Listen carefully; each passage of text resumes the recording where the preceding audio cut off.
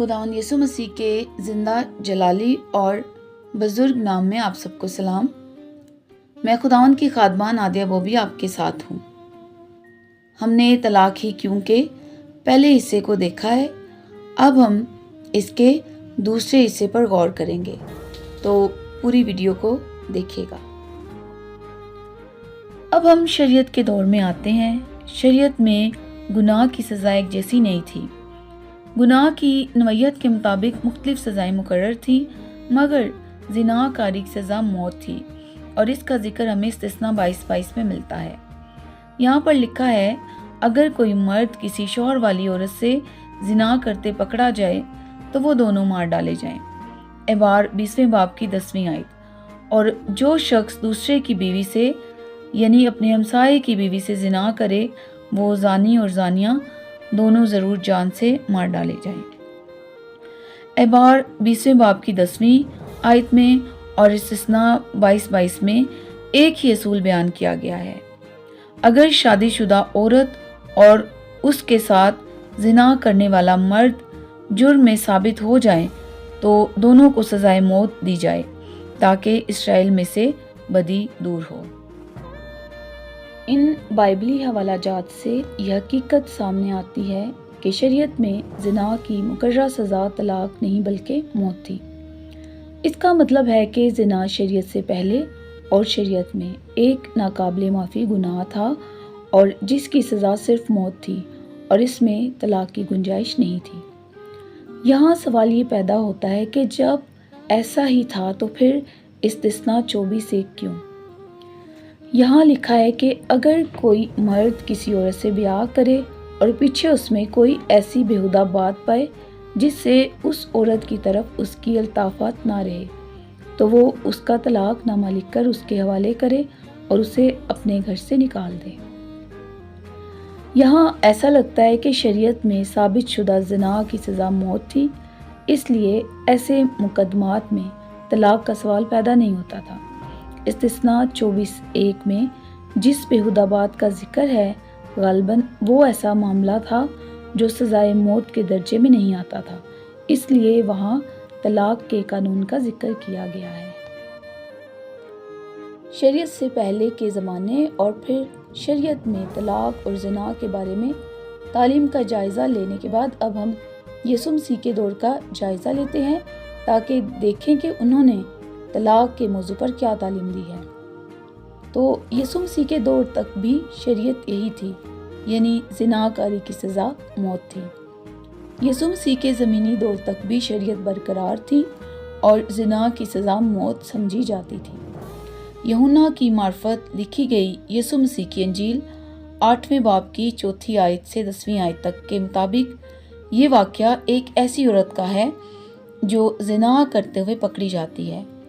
فقیہ اور فریسی اس عورت کو یسوع کے پاس لائے، مطلب وہ یسوع کو ایک مشکل سوال میں پھنسانا چاہتے تھے۔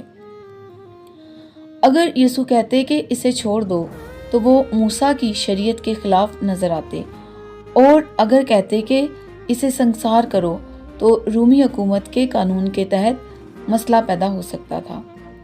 یہاں ہم دیکھتے ہیں کہ یسوع نے گناہ کو درست نہیں ٹھہرایا، بلکہ گناہگار کو توبہ اور نئی زندگی کا موقع دیا، اور ساتھ ہی انہوں نے شریعت کے اصل مقصد یعنی انصاف اور رحم دونوں کو ظاہر کیا، اور اس عورت پر معافی کے فضل کی بارش کر دی۔ موسیٰ کی شریعت کے مطابق عورت کو طلاق صرف زنا کی وجہ سے نہیں تھی، بلکہ زنا کی سزا تو موت تھی۔ اس کا مطلب ہے کہ طلاق کی وجہ بےہودہ بات تھی، اور وہ بےہودہ بات کوئی بھی ہو سکتی تھی۔ یہودی معاشرے میں پائی جانے والی دو سوچیں، یعنی نظریہ شمعی اور نظریہ ہلیل کو بھی طلاق کے تناظر میں ہم دیکھیں گے۔ متی 19:3 کے مطابق اور فریسی اسے آزمانے کو اس کے پاس آئے اور کہنے لگے، کیا ہر ایک سبب سے اپنی بیوی کو چھوڑ دینا روا ہے؟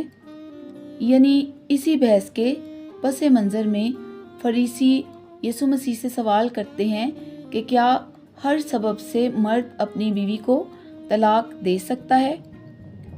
یہ سوال دراصل ہلیل اور شمعی کے درمیان چلنے والی بحث کا ہی حصہ تھا۔ مطلب فریسیوں کی اس بات سے بھی ایسا ہی لگتا ہے کہ کسی بھی بات سے بیوی کو طلاق دی جا سکتی تھی۔ اسے پہلے کہ خداوند یسوع انہیں کوئی بھی جواب دیتے، انہوں نے ان کا دھیان ابتدا یعنی بنیاد پر لگایا کہ جب خدا نے انہیں میاں بیوی کے رشتے میں جوڑ کر ایک کیا تھا، اس وقت کلام صرف اور صرف ان کے جڑے رہنے کے لیے ہی تھا۔ پیدائش 2:24۔ اس واسطے مرد اپنے ماں باپ کو چھوڑے گا اور اپنی بیوی سے ملا رہے گا اور وہ ایک تن ہوں گے۔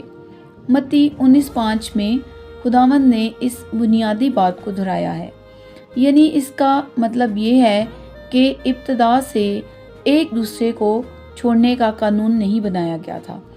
خدا کے قائم کیے گئے شادی کے انتظام اور منصوبے میں میاں بیوی کا ایک دوسرے سے ملے رہنا یعنی ہر لحاظ سے ایک ہونا تھا۔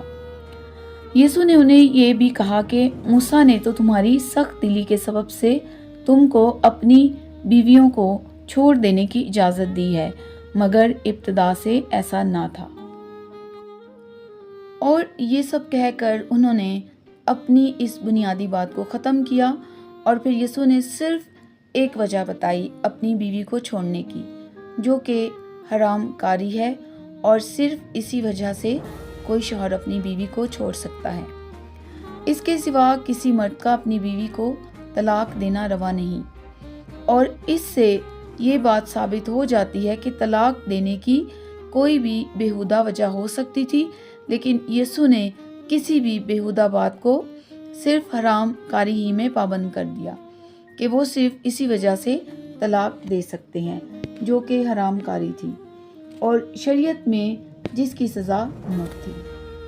اس بات میں پابند کر کے نہ صرف خداوند یسوع نے عورت کو جان کا تحفظ دیا، بلکہ سنسار کرتے وقت بدن کے بے حرمت ہونے سے بھی تحفظ دیا، اور اس طرح جان کا تحفظ دے کر انہیں ابدی ہلاکت سے بچایا۔ اس لیے توبہ کے دروازے بھی کھلے رکھے، کیونکہ سنسار ہو کر مرنے کے بعد تو کسی کے لیے یہ ممکن نہیں ہو سکتا تھا۔ یہ اس لیے ہے کہ وہ کسی کی ہلاکت نہیں چاہتا، بلکہ وہ انتظار کرتا ہے روحوں کے نجات پانے کا اور بچ جانے کا۔ آمین۔